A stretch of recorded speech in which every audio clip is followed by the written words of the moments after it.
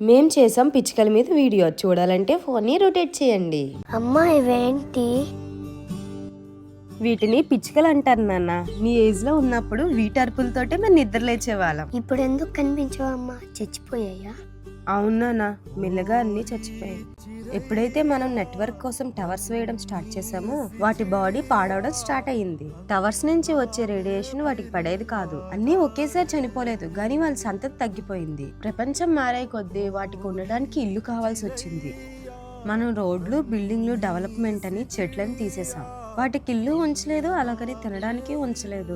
అయితే అమ్మ తప్పు పిచ్చుకలది కాదా? లేదు, తప్పు మనది. అయితే మనం చెట్లను పెంచితే మళ్ళీ పిచ్చుకలు వస్తాయా? లేదు నాన్న, ఇప్పుడు మనం చాలా ముందుకొచ్చేసాం. ఇప్పుడు కావాలన్నా వాటిని తేలేం.